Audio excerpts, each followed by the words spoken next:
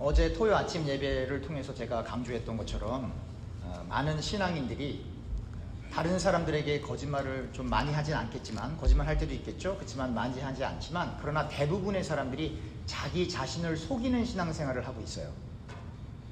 거듭 강조하면 하나님을 만난 적이 없는데 하나님을 만난 것처럼, 만났었던 것처럼 이야기하고, 하나님과 전혀 상관없는 인생을 살면서 하나님이 지금까지 나를 이끌어 오셨다고 말을 합니다.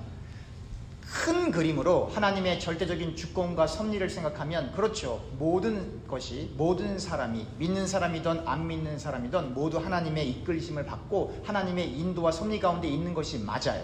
그러나 그 큰 그림 말고, 저 산이 있는데 저 산을 멀리서 보는 그 그림 말고, 산속에 직접 들어가서 산속에 들어있는 꽃도 보고 나무도 보고 줄기도 보고 이렇게 언덕도 올라가 보고 땅도 만져보고 이렇게 그 안에 들어가서 보았을 때는 큰 그림보다는 그 안에 있는 것에 집중하듯이, 큰 그림 속에서는 우리가 모두 하나님의 섭리 가운데 있는 게 맞아요. 그러나 그 산속에 들어가서 각각의 여러분들이 직접 하나님과 소통을 하고 있느냐는 또 별개의 문제예요. 저기 산이 있다, 우리 다 알죠. 저기 하나님이 계셔, 그거 다 알죠. 그러나 제가 여러분들에게 물어보는 거예요. 여러분들 그 산속에 들어가서 꽃을 꺾어보셨나요? 그 산속에 들어가서 10마리를 따 먹어보셨나요? 그 산속에 들어가서 시냇물에 발을 담가보셨나요? 발을 담가보고 열매를 따먹고 꽃을 꺾어보고 그 풀밭에서 누워봐야 그 사람은 산속에 가본 사람이지, 저 멀리서 그래 저 멋있는 산이 있어 라고 말만 하고 한 번도 안 가본 사람은 등산을 했다라고 말할 수가 없는 거죠. 마찬가지입니다. 하나님이 모든 걸 인도해 주셨죠. 그런데 그 하나님의 품에서 계셔보셨나요? 그 하나님 품에서 안식을 누려보셨나요? 그냥 내 느낌 말고, 내 생각 말고 실제로 하나님과의 소통이 있으셨나요? 라고 질문을 했을 때 여러분들이 네 그렇습니다, 그런 적이 많진 않았지만 있었습니다 라고 정말로 하나님을 만난 사람은 그렇게 얘기할 것이고, 그렇지 않은 사람은 성경에 그렇게 써 있으니까, 목사님이 그렇게 설교하니까, 장로님들이 그렇게, 권사님들이 그렇게 이야기하니까, 실제로는 산속에 가본 적이 없거든요. 실제로는 하나님과 소통한 적이 없거든요. 그러니까 이 자기 속임, 자기 기만 속에서 신앙생활을 하고 있는 교우님들이 너무 많다라고 하는 거예요. 그래서 나는 그런 적이 없어요, 나는 하나님을 소통한 적이 없어요, 하나님을 만나본 적이 없어요 라고 말을 하면 창피하고, 아니 교회를 30년 40년 다녔는데 하나님 안 만나봤어? 라고 하는 그 생각 속에 하나님 만났지, 그러나 사실은 저 멀리서 산만 봤지 그 안에 들어가 본 적이 없거든요. 너무나 당연한 것 같은데, 너무나 당연한 일이 우리의 삶 속에서 일어나지 않기 때문에 여러분들과 제가 경건의 모양은 있지만 경건의 능력이 나타나지 않고, 그리고 우리가 하나님을 믿는다라고 하지만 그러나 아무도 없는 곳에서 나 혼자 있을 때, 혹은 나를 알아볼 수 없는 사람들이 있는 공간에서는 하나님의 말씀을 준수하기보다는 내 마음대로 할 때가 더 많기 때문인 겁니다. 그래서 우리는 다른 사람 앞에서도 솔직해야 되지만, 하나님 앞에서는 당연히 정직해야 되지만 우리 스스로에게도 정직해야 합니다. 하나님이 분명히 계신다라고 하는 것을 믿는다면 그 하나님을 만나야죠. 그 하나님을 소망해야죠. 그 하나님을 소망하기 때문에 우리가 기도하고, 그 하나님을 소망하기 때문에 예배드리고, 그 하나님을 소망하기 때문에 찬양하고, 그리고 말씀을 읽는 거 아니겠습니까? 여러분들과 저의 기도 제목이 제일 1순위로 와야 되는 것이 뭐예요? 하나님 앞에 기도하는 겁니다. 제가 이쪽으로 이사 오기 전에는 전혀 아무것도 이렇게 경제적인 걸 신경을 안 쓰고 살아왔습니다. 그리고 이사 오고 나서 한 지금 이제 6개월, 그리고 이제 7개월, 8개월 되니까 어제는 제가 지출되는 부분을 다 정리를 쫙 했어요. 엑셀로 다 뽑아갖고 정리를 다 한 다음에 이제 불필요한 것들은 다 제거하고, 디스카운트 엄청 많지, 기분 엄청 좋아요. 많이 세이브를 했기 때문에 여기저기 연락해서. 그리고 나서 이제 그 리스트를 할 때, 저는 그 리스트를 할 때 제일 먼저 1번으로 들어가는 게 뭐냐면 헌금입니다.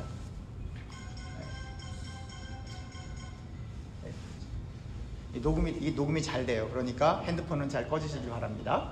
그러니까 제일 1번으로 잡는 항목이 뭐냐? 그러니까 저의 그 지출서에 보면 제 1번으로 잡는 항목이 뭐냐? 헌금이에요. 왜 그럴까요? 목사기 때문에? 아닙니다. 지출 항목에 헌금을 잡는 이유는 딱 하나예요. 하나님, 이렇게 많은 지출을 할 수 있도록, 그리고 이것을 해도 감당할 수 있도록 하나님께서 축복해 주셔서 감사합니다. 그래서 다른 걸 다 한 다음에 지출 항목이 마지막 부분에 있는 게 아니라 1번 지출 항목이, 여러분들에게 보여드리진 않을 겁니다. 거기 액수가 써 있어서 거기 1번 지출 항목이 헌금으로부터 시작을 해요. 제 그 지출 명세서에는. 왜 그렇죠?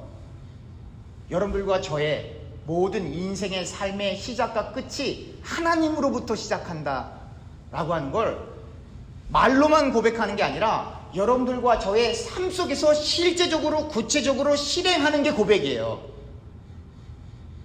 말만 하는 건 그거는 그냥 표현이지 거짓말은 아니겠죠. 표현이지 실제적으로 삶 속에서 하나님을 경외하는 삶이 아니거든요. 이거 하고 저거 하고 저거 하고 저거 하고 이 시간 빼고 저 시간 빼고 저기 가고 저기 가고 나머지 시간에 교회 오는 게 아니고, 이거 사고 저거 사고 요거 페이하고 나서 나머지 돈으로 하나님 앞에 헌금하는 게 아니고, 1순위가 가장 귀한 돈이 헌금이고, 가장 귀한 시간이 하나님 앞에 예배드리는 시간이고, 가장 귀한 곳이 교회이고, 모든 휴가고 직장이고 뭐든지 간에 모든 스케줄의 가장 1순위가 교회가 되기를 주님의 이름으로 축원합니다. 아니면 크게 하셔야 돼요. 다시 한번 하겠습니다. 모든 삶의 1순위가 교회가 되길 주님의 이름으로 축원합니다. 저 팬도 놀랐네요. 그때 하나님이 반드시 축복해 주세요. 여러분들과 저의 삶의 1순위가 정말 하나님의 전이 되고 하나님이 되고 교회가 될 때, 아브라함과 이삭과 야곱에게 함께 하셨던 그 하나님이 여러분들과 저에게 반드시 함께 합니다. 왜냐하면 우리는 저 멀리서 이렇게 산만 보고 있는 것 같지만, 그런데 그 멀리 떨어져 있는 그곳도 전체가 하나님의 것이기 때문에 우리의 이성을 넘어서 하나님은 우리 가운데 늘 함께 하세요. 그렇기 때문에 우리가 느끼던 못 느끼던 하나님을 절대적으로 의존을 해야만 하는 거고, 기왕이면 어떤 사람은 하나님을 만나는데, 아브라함도 하나님을 만나고 이삭도 하나님을 만나고 야곱도 하나님을 만나고 바울도 하나님을 만나고 요한도 하나님을 만나고 베드로도 하나님을 만나고, 성경에 등장하는 모든 하나님의 사람들은 다 하나님을 만나는데 왜 나는 하나님 만나면 안 될까요? 라고 하나님 앞에 하나님 만나고 싶어요 간절히 기도할 수 있는 하나님의 백성들 되기를 주님의 이름으로 축원합니다. 그런데요, 예수님을 믿는 사람이든 안 믿는 사람이든 죄를 지면 하나님 만나고 싶어요 그 기도를 못해요. 아시겠습니까? 우리가 시편 오늘 이 교독을 했는데요, 그리고 시편에 계속 나오죠, 이 원수에 대해서. 원수, 여러분들과 저 주변에는 늘 원수들이 있어요. 목사님, 저는 원수진 사람 없습니다. 그게 정상이에요. 그러나 여러분들과 제가 하나님만을 온전히 섬길 수 없도록 여러분들과 저를 자극하는 원수들이 있어요. 그러니까 그 대상이 원수가 아니고, 그 어떤 사건이 원수가 아니고, 진짜 원수는 여러분들과 제가 기도하지 못하도록, 여러분들과 제가 예배드리지 못하도록, 여러분들과 저의 마음속에 교만을 일으키는 마음이 일어나도록, 여러분들과 저의 마음속에 오해와 시기와 질투를 일으키는 그 원수들이 있어요. 그게 누구죠? 마귀입니다. 하나님이 실제하듯이 마귀도 실제합니다. 마귀의 목적은 딱 하나예요. 여러분들과 제가 신령과 진정으로 예배하지 못하게 하는 거예요. 여러분들과 제가 이렇게 자리에 이렇게 앉아있지만 여러분들과 제 머릿속에는 지나간 일들이 이렇게 대기되어 있어요. 이렇게 있어요. 그게 그 지나갔던 일들이 조금 우리의 마음을 더 힘들게 하는 일이거나 아프게 하는 일이면 그 생각들이 들어갔다 나왔다 해요. 이렇게 앉아있어도 그 기억들이 여러분들과 제 머릿속에서 이렇게 계속 머물게 되어 있거든요. 신령과 진정으로 하나님만 향하고 예배를 드린다라고 하는 건 그 모든 우리의 기억들이 멈춰져 있는 상태에 이르러야 하는 거예요. 그래서 그 생각들이 더 이상 떠오르지 않는 거예요. 누구로 인해서? 하나님으로 인해서. 그런데 그 과거에 있었던 일들이 너무나 힘들면 예배드리는 그 순간에도 그것들이 계속 나와서 예배에 집중할 수가 없어요. 나를 힘들게 했던 그 사람이 생각이 나고, 내가 어려웠던 그 시절이 생각이 나고, 내가 이걸 했어야 했는데 못했던 그것들이 자꾸 생각이 나서 하나님 앞에 집중할 수 없도록 우리를 계속 흔드는 세력이 있습니다.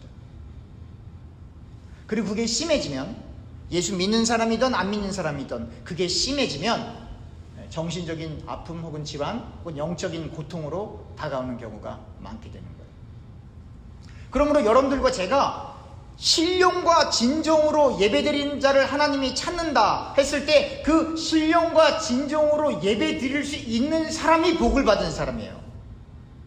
신령과 진정으로 예배드릴 수 있는 사람이 역경을 극복할 수 있는 사람이에요. 신령과 진정으로 예배드릴 수 있는 사람이 상처와 아픔을 딛고 일어나서 하나님을 높일 수 있는 그 사람이에요. 그러니까 신령과 진정으로 예배드린다는 것보다 더 큰 축복이 없는 거예요, 사실은. 왜냐하면 모든 내 과거에 있었던 모든 잔해, 상처로부터 벗어나서 진정한 자유로 들어가는 게 바로 신령과 진정으로 예배하는 거거든요. 그래서 아브라함과 이삭과 야곱은 하나님을 만나는 그 장소마다, 그리고 하나님을 생각할 때마다 늘 신령과 진정으로 예배를 드렸거든요. 제가 늘 강조해왔듯이 아브라함과 이삭과 야곱은 하나님 앞에 하나님 나 부자 되게 해주세요 기도한 적이 없어요. 단 한 번도. 하나님의 복을 구했지. 나 부자 되게 해주세요. 그렇게 기도한 적이 없어요. 이건 무엇을 얘기하냐면 여러분들과 제가 신령과 진정으로 예배할 수 있으면 하나님이 여러분들과 저로 하여금 신령과 진정으로 지속적으로 예배드릴 수 있는 상황들을 만들어주세요. 이게 무슨 말이냐면 여러분들과 제가 만약에 돈이 없어서 개소리를 넣을 돈이 없으면 교회 못 오는 거예요. 여러분들과 제가 부채가 많아서 날마다 빚에 시달리면 신령과 진정으로 예배를 드릴 수가 없어요. 여러분들과 저의 건강이 너무너무 나빠갖고는 걸어서 여기에 나올 수 없는 상황에 이르르면 신령과 진정으로 예배드릴 수가 없어요. 신령과 진정으로 예배드릴 수 있다라고 하는 건 이 모든 것이 다 채워지는 상태이어야만 하는 거예요. 혹 어려운 상황 가운데 있다 할지라도 그것을 이겨낼 수 있는 힘이 주어지는 상태여야만 신령과 진정으로 예배드릴 수 있는 거예요. 하나님 중심적으로 인생을 산다라고 하는 건 다른 말로 예수 그리스도가 머리 대신 교회를 중심으로 인생을 산다는 얘기예요. 또 다른 말로 예배 중심으로 인생을 산다라고 하는 거예요. 그러면 하나님 중심으로, 교회 중심으로, 예배 중심으로 인생을 살려고 한다면 우리가 예배할 때, 교회에 와서, 그리고 기도할 때, 찬양할 때 다른 잡념들이 우리 생각 속에 안 떠올라야 해요. 근데 대부분 걱정이 떠오르죠. 근심이 떠오르죠. 불안감이 떠오르죠. 미래에 대한 불확신이 떠오르죠. 그러면 신령과 진정으로 예배할 수가 없는 거예요. 그래서 신령과 진정으로 예배드릴 수 있다면 이 세상에서 필요한 모든 것들은 채워지게 돼 있어요.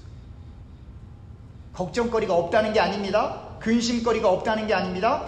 해결되거나 피할 수 있거나 대처할 수 있는 방법이 반드시 주어져요. 그래서 하나님의 사람은 하나님 앞에 기도할 수 있고 예배할 수 있는 거예요. 그럼 다시 돌아가서 그렇게 여러분들과 저는 더더욱 하나님을 구해야 돼요. 하나님 만나고 싶습니다. 하나님 저 죄 짓기 싫은데 왜 자꾸 제 마음속에 안 좋은 생각이 일어나죠? 하나님 내가 이렇게 자녀가 아픈데 하나님 제가 예배에 집중하기 어렵습니다. 하나님 고쳐주시면 안 되겠어요? 하나님 내가 정말 교회를 섬기고 하나님 앞에 헌신하고 싶은데 제 삶 속에 여러 가지 아픔들과 어려움이 있습니다. 그것들이 생각이 잘 가시지 않아요. 하나님 그거 고쳐주시고 해결해 주시고 피할 길 주시면 안 되겠습니까? 라고 하나님 앞에 간절히 기도하신 적이 언제세요? 기도해야 하는 거예요. 기도해야 하는 거예요. 예수님을 믿던 안 믿던 삶 속에 일어나는 대부분의 어려움들은 우리가 이건 참 어려운 일이야 라고 표현하는 그 일들은 그 대상이, 그 각각의 개체가 그 어려움을 해결할 수 없기 때문에 어렵다고 얘기하는 거예요. 해결할 수 있으면 어려운 일 아니죠. 해결하면 되니까. 근데 해결할 수 없는 일이 우리 가운데 있잖아요. 해결할 수 없는 근심과 걱정이 우리 가운데 있잖아요. 성경은 얘기하는 거예요. 왜 기도하지 않습니까? 왜 기도하지 않습니까? 오늘 본문에 보니까 권세들에게 복종할 것을 이야기합니다. 그래서 대부분의 사람들이, 목사님들이 정치를 하지 않는 이유 중에 하나가 뭐죠? 권세 앞에 복종하라고 했잖아요. 오늘 로마서 13장 1절 보세요. 각 사람 위에 있는 권세들에게 복종하라. 권세는 하나님으로부터 나지 않음이 없나니 모든 권세는 다 하나님께서 정하신 바라. 이렇게 모든 권세, 모든 정부 기관들은 하나님의 허락하에 이렇게 이루어진 건데 목사들이 정치하면 안 되지 라고 대부분 사람들이 생각을 해요. 그런데 만약에 국가가 예배드리지 마세요, 예수 믿지 마세요, 복종하겠습니까? 어떻게 하시겠습니까? 지금 이렇게 서신을 쓰고 있는 바울도 국가에서는 전도하지 마세요 라고 했는데 계속 전도하다가 바울도 순교당했어요. 베드로도 순교당했고 예수님의 제자들도 순교를 당한다는 게 뭐예요? 전도하지 말라고 하는데 전도를 했기 때문에 세상적인 관점에서는 불법을 행했기 때문에 처형을 당하는 거잖아요. 그러니까 지금 이 서신을 쓰고 있는 이 바울도 사실은 세상 권세 앞에 복종한 사람이 아니에요. 그럼에도 불구하고 세상 권세에게 복종을 한다라고 이렇게 이야기하고 있습니다. 그러니까 이게 뭐냐면 양면성을 보여주고 있는 거예요. 우리가 어떠한 국가나 사회 속에서 살아갈 때 강제적인 힘을 발휘할 수 있는 법이 중요합니다. 중요하죠. 그러나 그 법이라 할지라도 가장 큰 권위를 예수 믿는 사람은 어디에 두고 사는 겁니까? 성경에 두고 사는 거예요. 여러분들과 저에게 있어서 이 성경은 하나님의 말씀이기도 하지만 하나님이 우리에게 주신 법이에요. 법. 이 권위가 가장 큰 거예요. 세상에서는 법적으로 아무 문제가 없다라고 해도 성경에서 그건 죄야, 그럼 우리는 죄로 보는 거예요. 세상 사람들은 안 된다 그래도 성경에서 된다 그러면 우린 된다 그러는 거예요. 그러니까 우리가 세상의 법을 무시하는 게 아니에요. 안 지키는 것도 아니에요. 그러나 성경에 말하고 있는 그 내용과 상충되는 내용들이 나왔을 때 우리는 세상 법을 선택하지 않고 하나님의 말씀을 선택하겠다라고 하는 거예요. 만약에 여러분들과 제가 예수님을 믿는 것이 불법이다라고 하는 사회 속에 들어가서 인생을 산다고 했을 경우에 어떻게 하겠습니까? 여러분 그거 아십니까? 북한에도 지하에서 예배드리는 사람들이 있답니다. 중국에도 지하에서 예배드리는 사람들이 있답니다. 팔레스타인 지역에, 중동 지역에도 다른 종교를 아주 강하게 믿는 사람들이 있는 그 사람들 속에서도 몰래 예배드리다 잡혀서 죽는 사람도 지금도 있다라고 합니다. 그럼 그 사람들은 불법하는 건가요? 그 세상 법에는, 그 세상 종교에는 불법이겠지만 그 사람들은 하나님 앞에서는 정의를 행하고 있는 거예요. 오늘 로마서 13장에 이런 표현들 나오죠. 세금 다 내라. 그죠? 한마디로 얘기하면 세금 다 내라요. 그럼 만약에 일제시대에 독립운동을 하고 있는 독립군들이, 그리고 목사님들이, 대부분 독립운동은 대부분 기독교인들이 많이 했어요. 그런 분들이 세금을 안 내고 그걸 다 몰래 모아갖고 국가의 독립을 위해서 따로 이렇게 사용하는 건, 그건 죄 짓는 건가요? 일본 입장에선 그건 불법이에요. 탈세하는 거니까. 그러나 대한민국 사람들 입장에선 그건 죄가 아니고 애국하는 거예요. 그러니까 제가 처음에 성경을 읽으면서 말씀드렸던 것처럼 말씀엔 짝이 있습니다. 우리가 마태복음 22장으로 가겠습니다. 마태복음 22장입니다. 마태복음 22장 15절부터 22절까지 제가 빠르게 읽도록 하겠습니다. 마태복음 22장 15절부터 22절입니다. 이에 바리새인들이 가서 어떻게 하면 예수를 말의 올무에 걸리게 할까 상의하고 자기 제자들을 헤롯 당원들과 함께 예수께 보내어 말하되 선생이여 우리가 아노니 당신은 참되시고 진리로 하나님의 도를 가르치시며 아무도 꺼리키는 일이 없으시니 이는 사람을 외모로 보지 아니하심이니이다. 그러면 당신의 생각에는 어떠한지 우리에게 이르소서. 가이사에게 세금을 바치는 것이 옳으니까 옳지 아니니까 하니 예수께서 그들의 악함을 아시고 이르시되 외식하는 자들아 어찌하여 나를 시험하느냐. 세금 낼 돈을 내게 보이라 하시니 데나리온 하나를 가져왔거늘 예수께서 말씀하시되 이 형상과 이 글이 누구의 것이냐. 이르시되 가이사의 것이니이다. 이에 이르시되 그런즉 가이사의 것은 가이사에게 하나님의 것은 하나님께 바치라 하시니 그들이 이 말씀을 듣고 놀랍게 여겨 예수를 떠나가니라. 이거는 우리가 너무나 이해하기 쉬운 부분이에요. 만약에 일제시대로 돌아가서 어떤 목사님이 막 이렇게 설교를 하는데 사람들이 많이 있는데 그 목사님에게 가서 목사님, 일본에게 애국하는 사람들인데 일본에게 세금을 내는 게 맞나요? 헌금하는 게 맞나요? 이렇게 물어본다면, 왜냐면 만약에 일제 거기다 일본에다가 세금을 낸다라고 하는 얘기를 하면 애국하는 사람들 입장에서 보는 그건 아니죠. 또 일본 사람들이 주변에 많이 있는데 교회에다 헌금만 해야 돼, 그렇게 얘기를 하면 어떻게 되는 거예요? 일본을 추종하거나 일본 사람들이 그 얘기를 들었을 때는 그것도 안 되는 거죠. 이런 상황이에요 지금. 왜냐하면 그 이스라엘이라는 그 국가가 자치권이 없고 예수님이 태어날 때에도 헤롯 1세, 헤롯 대왕이라고 하죠. 그 헤롯 대왕이 이 뭐라고 해야 될까, 봉신군주였어요. 그러니까 로마에 의해서 철저하게 지배를 받는, 그리고 필요할 때 로마로부터 이렇게 군사적 지원도 받고, 그러나 그 로마에게 충성을 해야 되는 이 봉신군주로서 예수님이 태어날 당시에 헤롯 1세가 그렇게 다스리고 있었거든요. 그러니까 그런 상황에서 이제 헤롯 2세로 가고, 이제 조금 있다가 제가 또 이제 세례요한을 설명하면서 헤롯 엔티파스에 대해서 설명을 할 건데요. 그렇게 그러한 정황 속에서 예수님께서 이제 바리새인들에게 많은 이렇게 미움을 받고, 그리고 이제 안 좋은 그런 이렇게 소위 말하면 괴롭힘을 당하게 되는 상황인데요. 그래서 그 구실을 찾기 위해서 세금을 내야 되는 게 맞습니까? 그렇게 다가오는 거예요. 그래서 예수님께서 동전을 갖고 와봐라. 그래갖고는 거기에 가이사의 그림이 있고 글이 있으니까 가이사의 것은 가이사에게, 하나님의 것은 하나님에게. 그러니까 오늘날의 상황하고는 다른 거예요.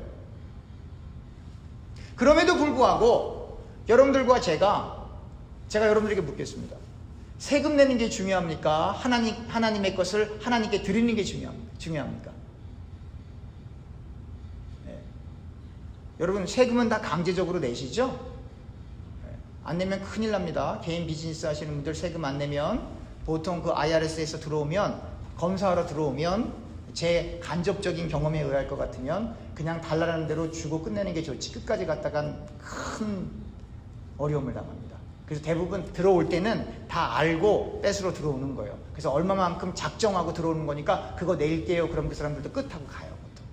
왜냐면 끝까지 가면 다 들춰내면, 한국 속담에 그런 말이 있죠. 털어서 먼지 안 나는 게 있습니까? 없습니까? 털면, 개인 비즈니스 하시는 분들은 털면 먼지가 안 나오면 좋겠지만 나올 수 있는 상황들이 훨씬 더 많거든요. 어찌됐건 여러분, 세금이 중요한 겁니까? 하나님께 드리는 게 더 중요한 겁니까? 답하실 필요 없어요. 저는 개인적으로 세금보다 하나님 앞에 드리는 게 더 중요합니다. 그래서 제가 제 지출 명세에서 1번이 헌금이에요. 1번이 헌금이에요. 다른 걸 다 하고 나서 드리는 게 아니고 1번이 헌금이에요. 그거하고 저거하고는 상관없어요. 왜요? 거기에 제 신앙이 담겨 있는 거예요. 성경은 뭐라 그랬어요? 물질 있는 곳에 뭐가 있다고요? 마음이 있는 거예요, 여러분. 물질이. 그렇다고 제가 헌금을 많이 해라 그 얘기하는 게 절대로 아니에요. 여러분, 오해하시면 안 돼요. 여러분, 저 거의 3년 6개월 동안 겪으셨죠? 제가 여러분들에게 헌금 내라고 강요하던가요? 절대 아니에요, 여러분. 제가 언제, 더 얘기하면 좀 곤란하니까 어찌됐건 제가 말씀드리고 싶은 건 뭐예요? 여러분들도 여러분들의 1순위가 헌금이어야 돼요. 이게 뭐냐면 여러분들의 삶의 중심이 온전히 하나님께로 가야만 하는 거예요. 성경에 그런 표현들이 있어요. 하나님을 만홀히 여기지 말아라. 하나님을 만홀히 여기지 말아라. 1순위가 하나님이 될 때 소위 세상의 복은 절로 옵니다. 저는 그렇게 믿어요. 저는 간증하라면 너무 많아요, 간증거리가. 근데 할 수가 없어요. 제가 늘 강조했죠? 그런 거 하면 어떻게 된다 그랬어요? 자기가 높아지면 하나님의 영광이 떨어지는 거예요. 그래서 저는 개인적으로 그렇게 생각해요. 내가 예수님을 잘 믿었더니 이렇게 잘 살았습니다. 그건 간증거리가 되면 안 돼요. 그거는 뭐가 간증이 돼야 되냐면 내가 주님을 온전히 믿기 위해 최선을 다했습니다. 그게 간증이에요. 할렐루야. 내가 예수님을 잘 믿었더니 부자가 됐고 성공했고 좋은 학교를 갔고 출세했고 승진했고, 그게 간증이 되면 안 돼요. 그러면 예수님을 잘 믿다가 세례요한 같은 건 목 잘려 죽는데 그럼 그건 어떻게 설명을 할 거예요? 예수님을 잘 믿은 바울은 처형당했는데 어떻게 설명할 거예요? 베드로는 거꾸로 못 박혀서 죽었다고 하는데 그건 어떻게 설명할 거예요? 그러니까 아브라함과 이삭과 야곱이 받은 축복도 분명히 있지만, 그러나 그 축복 자체가 아니라 여러분들과 저의 간증은 무엇이 돼야 하냐면 내가 예수님을 흔들림 없이 잘 믿기 위해 최선을 다하고 있습니다. 거기까지만 하시면 돼요. 그 나머지는 하나님이 반드시 채워주십니다. 반드시 채워주십니다. 하나님 살아계세요. 하나님 살아계세요. 가이사의 것은 가이사에게, 하나님의 것은 하나님에게. 그 말은 뭐예요? 가이사의 것이 어디 있어요? 다 하나님 거죠, 사실은. 우리가 그 말 로마서 읽었잖아요. 로마서 13장 읽었잖아요. 모든 권세가 하나님의 뜻 가운데 있는 것이라고. 가이사의 것이 어디 있어요? 바리새인들을 혼쭐내기 위해서 예수님께서 바리새인들의 그 말을 피하기 위해서 그렇게 말씀하신 거죠. 우리 가이사의 것이 어디 있고 내 게 어디 있고 세상 게 어디 있어요? 모두가 다 하나님 것이죠. 여러분들과 제가 이 신앙을 놓치지 않으면 하나님과 반드시 소통하는 날이 옵니다. 아무개야, 내가 네 중심을 보았다. 아브라함아, 내가 이제야 네가 나를 경외하는지 이제야 알았다. 하나님 진짜 살아계십니다. 우리가 마태복음 14장으로 가겠습니다. 마태복음 14장입니다. 마태복음 14장 3절부터 5절입니다. 제가 읽겠습니다. 전에 헤롯이 그 동생 빌립의 아내 헤로디아의 일로 요한을 잡아 결박하여 옥에 가두었더니 이는 요한이 헤롯에게 말하되 당신이 그 여자를 차지한 것이 옳지 않다 하셨습니다. 헤롯이 요한을 죽이려 하되 무리가 그를 선지자로 여김으로 그들을 두려워하더니. 예수님을 정말로 잘 믿고 예수님을 위해서 모든 것을 다 내려놓은 세례 요한이 옥에 갇히게 되는 일이 벌어집니다. 헤롯 1세는 주전 37년에서부터 4년 동안 로마의 봉신군주로 유대의 왕으로 팔레스타인 지역을 다스렸던 그 왕이었습니다. 그리고 예수님이 태어나실 당시에 그 헤롯 1세가 그 지역을 다스리고 있었죠. 근데 그 헤롯 1세의 아들 가운데 헤롯 안티파스가 있어요. 근데 이 헤롯 안티파스가 바로 그 세례 요한을 죽이게 되는 장본인이 됩니다. 그는 주전 4년부터 주 39년 동안 팔레스타인 지역을 다스렸는데요. 특별히 갈릴리와 베레아 지역만 다스리는 분봉왕으로 그 위치를 다지게 됩니다. 그런데 이 헤롯 안티파스가 그 이복 형제가 있거든요. 그 빌립이 있었는데 그의 아내 헤로디아와 이미 결혼한 상태고 아이까지 하나 있는데 그 이복 형제의 부인을 아내로 맞아들입니다. 그리고 이복 형제 빌립은 로마에 살고 있었거든요.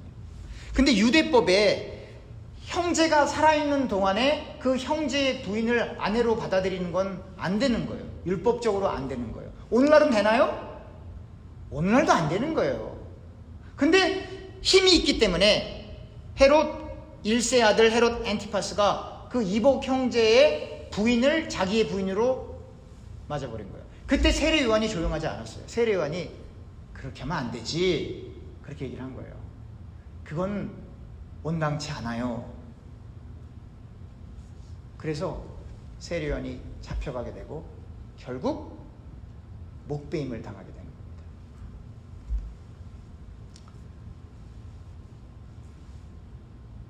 세례 요한이 바울이 이야기한 것처럼 모든 권세는 하나님에 의해 주어진 거니까 복종해야죠. 그래도 왕인데, 분봉왕인데 우리가 복종해야죠. 그렇게 하지 않았어요. 그거 잘못된 겁니다. 하나님 말씀에 어긋난 거예요. 어떻게 이복 형제의 부인을 자기 아내로 받아들입니까? 그리고 바른 소리 했어요. 그리고 그 결과로 목배임을 당한 거예요. 우리가 이제 결론을 맺으려고 합니다. 시간이 됐기 때문에 결론을 내려고 합니다. 우리가 지금 바울 서신을 쓰고 있는 바울도 전도하지 마세요. 끝까지 전도하다가 세상 권세에 꺾임 받지 않고 끝까지 순교당했어요. 예수님은 가이사의 것은 가이사에게, 하나님의 것은 하나님의 것에게. 그건 구분해서 말씀하신 게 아니라 바리새인들의 그 말을 피하고 계속해서 하나님 나라 확장을 하셔야 됐기 때문에. 그러나 우리가 분명히 알 수 있는 것은 가이사의 것도 나의 것도 당신의 것도 없고 모든 것은 다 하나님의 것이라는 걸 우리가 믿죠. 또 마지막 여기서 마태복음 14장에서 세례 요한은 가장 강력한 권세를 갖고 있는 그 사람에게 그런 식으로 결혼하는 건 잘못된 겁니다 라고 바르게 하나님의 말씀을 전했어요. 그리고 순교당합니다. 사랑하는 교우 여러분, 가장 큰 권세는 세상의 법이 아닙니다. 가장 큰 권세, 가장 큰 권위, 가장 큰 헌법 위에 그 헌법보다 더 높은 법은 성경이에요, 여러분. 우리 예수 믿는 사람입니다. 예수 믿는 사람은 뭐냐면 예수님을 따르는 사람이거든요. 그래서 예수 믿는 사람은 어디에 기반을 두고 신앙생활을 하고 인생을 사는 것이냐면 성경이에요. 그래서 이 장로교 중에 이 말씀을 가지고 이 말씀에 기반을 두고 이렇게 신앙생활하는 사람을 리폼, 개혁주의 신앙을 가진 사람이라고 얘기하는 거예요. 왜 그러냐면 이 사람들은 뭐냐면 옛날에는 이렇게 행동하는 게 맞는데 시간이 지나다 보니까 성경 말씀에 비추다 보니까 그게 잘못된 거야 라고 판단이 돼서 그 잘못된 것이다 라고 판단된 것을 고쳐가는 거예요. 성경을 고쳐가는 게 아니고 성경은 그대로 그 말씀대로 이 땅에 이루어지는 현상 가운데 잘못된 거, 비본질적인 것들을 다 제거해 나가기 때문에 리폼한다고 그래요. 개혁한다고 하는 거예요.